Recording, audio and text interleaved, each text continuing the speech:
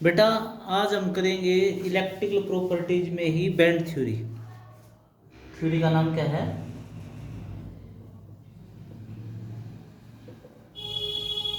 Band theory. Band theory भी basically ये explain करती है कि कोई चीज़ आपके पास जो सॉलिड है वो कंडक्टर है, सेमी कंडक्टर है या इंसुलेटर है, ये एक्सप्लेन करती है। तो इस टॉपिक में हम ये बताएंगे कि बैंड थ्योरी किस तरह एक्सप्लेन करती है कि कौन सा सॉलिड आपका कंडक्टर है, इंसुलेटर है या सेमी कंडक्टर है। ठीक है, तो आप क्या लिख सकते हो? देखो, अकॉर्डिंग मतलब जो बैंड थ्योरी क्या कर सकती है, the electrical properties, the electrical properties of solid, electrical properties of solid can be explained on the basis of band theory। तो कोई भी आप इलेक्ट्रिकल प्रॉपर्टीज है किसी भी सॉलिड की, तो किस थ्योरी के अकॉर्डिंग आप एक्सप्लेन कर सकते हो? बैंड थ्योरी के अकॉर्डिंग एक्सप्लेन कर सकते हो।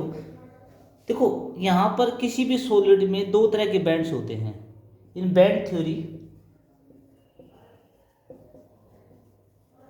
There are two types of band. Band theory के हिसाब से आपके कितने टाइप्स के बैंड होते हैं? दो। एक तो होता है आपका balance band, it is your balance band.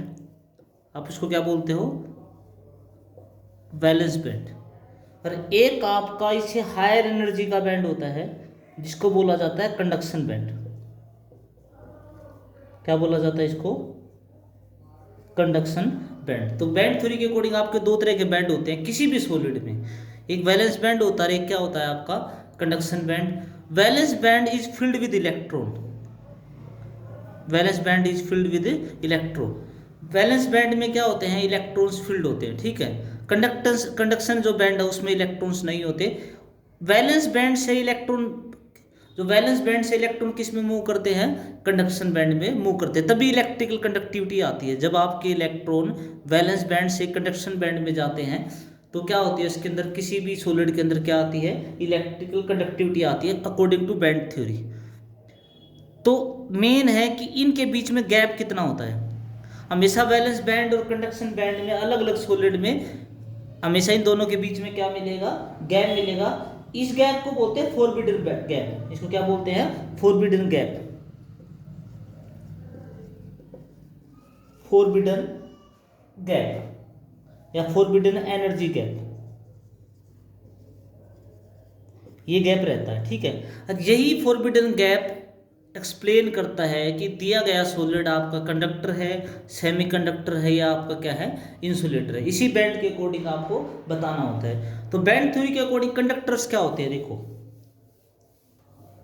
यदि बैंड थ्योरी के अकॉर्डिंग यदि कंडक्टर को एक्सप्लेन किया जाए, ये तो पता ही है कि कंडक्टर होते क्या हैं, या तो पिछली वीडियो में पढ़ लिया था। कंडक्टर वो होते हैं जो अपने में से इलेक्ट्रिसिटी को आसानी से क्या करा सकते हैं? फ्लो करा सकते हैं। They are called conductors. They are called conductor. According to band theory, in conductors there is no forbidden gap between valence band and conduction band. There is no forbidden gap, negligible forbidden gap means कोई forbidden gap है ही नहीं। आपका कोई भी forbidden gap नहीं होता। No forbidden, negligible की जगह आप ये नो भी लिख सकते हो। No forbidden gap between valence band and conduction band. Valence band and second क्या है आपका? Conduction band.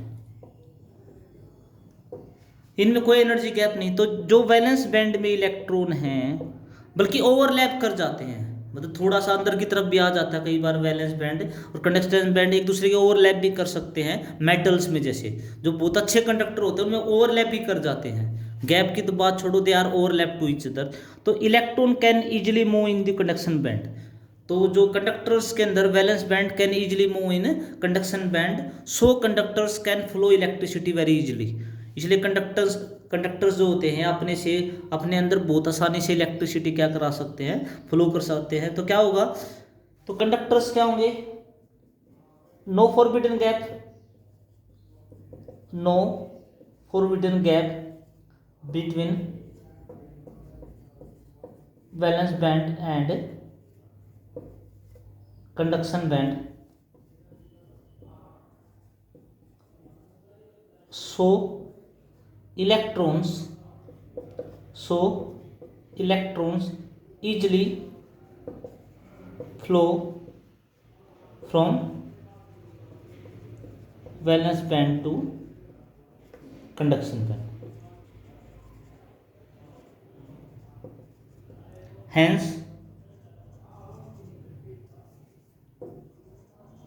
Hence conductors can flow electric current easily। इसलिए इलेक्ट्रिक जो कंडक्टर्स होते हैं वो इलेक्ट्रिक करंट का फ्लो क्या कर सकते हैं, इजीली कर सकते हैं, क्योंकि उनके बीच में कोई भी एनर्जी गैप नहीं होता। यदि आप वैलेंस बॉन्ड थ्योरी के अकॉर्डिंग, जैसे मेटल्स है, मैं कंडक्टर्स का एग्जांपल दूं, मेटल्स में वैलेंस बैंड और कंडक्टेंस बैंड बिल्कुल ओवरलैप करते हैं, तो very easily valence band electron किस में जंप कर सकता है, कंडक्शन बैंड में। तो metals are good conductor of electricity. यदि मैं इंसुलेटर की बात करूं, व्हाट आर इंसुलेटर्स, यदि सिंपल देखें, हम पढ़ चुके हैं कि इंसुलेटर क्या होते हैं, जिसमें इलेक्ट्रिसिटी फ्लो ही नहीं करती, जो अपने अंदर से इलेक्ट्रिसिटी फ्लो नहीं करा सकते, वो क्या होते हैं आपके इंसुलेटर। वो इंसुलेटर होते क्यों हैं, because there is large energy gap between valence band and conduction band. It is your valence band, it is valence band, it is conduction band.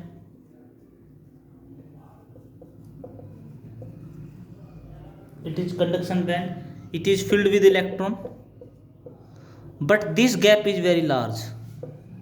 Forbidden gap is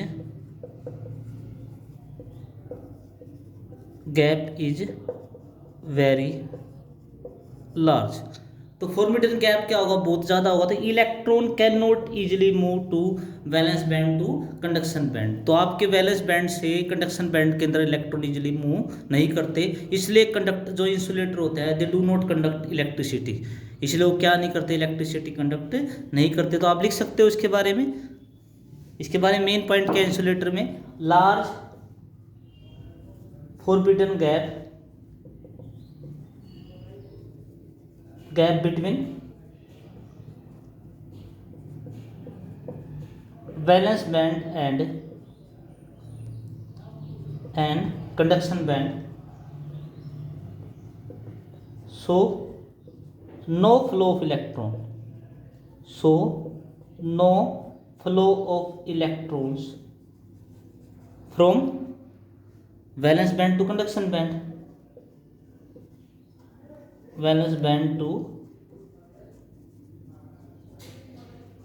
conduction band। Hence insulators do not conduct electricity, इसलिए insulator आपकी electricity conduct नहीं करते, उनमें से electron flow, electrical charge flow नहीं करता, because उसमें electron easily valence band से कंडक्शन बैंड में नहीं जा सकते। तो ये था बैंड थ्योरी के अकॉर्डिंग आपके इंसुलेटर क्या, वुड हो गया, कोई भी इंसुलेटर, उसमें हमेशा फॉरबिडन गैप और कंडक्शन बैंड के बीच में गैप क्या रहेगा आपका, ज़्यादा रहेगा। थर्ड है आपका सेमीकंडक्टर्स। यदि आपसे पूछे कि what are semiconductor,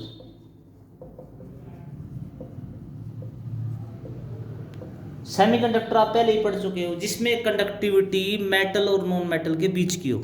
sorry, conductor जो सेमीकंडक्टर क्या होते हैं, विच है conductivity between conductors and insulators. Conductor और इंसुलेटर के बीच की जिसकी कंडक्टिविटी होती है वो क्या होते हैं आपके सेमीकंडक्टर। तो गैप भी वही रहेगा, गैप जो फॉरबिडन गैप है वो भी आपके कंडक्टर्स और आपके इंसुलेटर के बीच का रहेगा। किसमें? सेमीकंडक्टर्स में। तो सेमीकंडक्टर्स में बेसिकली होता क्या है, कंडक्टर से कम इलेक्ट्रिसिटी फ्लो करती है, इंसुलेटर से ज़्यादा फ्लो करती है। क्यों? ये आपका वैलेंस बैंड है, it is valence band, it is conduction band. ये आपके इलेक्ट्रॉन्स हैं, दे आर इलेक्ट्रॉन्स। ये आपका फॉरबिडन गैप है। जो फॉरबिडन गैप रहेगा वो लेस रहेगा, मीन्स जो फॉरबिडन गैप रहेगा आपका energy gap, gap is less than insulators. Insulator से कम रहेगा क्योंकि इंसुलेटर में तो ज़्यादा होता है, बट मोर देन कंडक्टर्स। जो फॉरबिडन गैप रहेगा is less than insulator but more than conductor. ये गैप इंसुलेटर से तो क्या होगा, कम होगा, क्योंकि इंसुलेटर में गैप बहुत ज़्यादा होता है, पर कंडक्टर से क्या होगा, ज़्यादा होगा, बट मोर देन कंडक्टर्स। इसलिए कंडक्टिविटी भी हमेशा जो सेमीकंडक्टर्स की होती है वो किसके बीच में होती है, आपके कंडक्टर्स के और इंसुलेटर की होती है सेमीकंडक्टर के अंदर। तो आप ये पॉइंट यहाँ भी लिख सकते हो, इन semiconductor forbidden gap is between conductors and insulators, conductors and insulators means gap is, मैं इसको बताऊं, is less than insulator and more than conductors. So electrons flow from valence band to conduction band,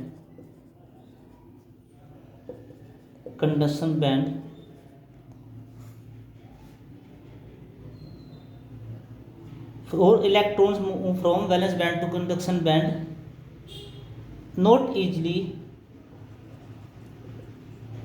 as in conductors. So semiconductors have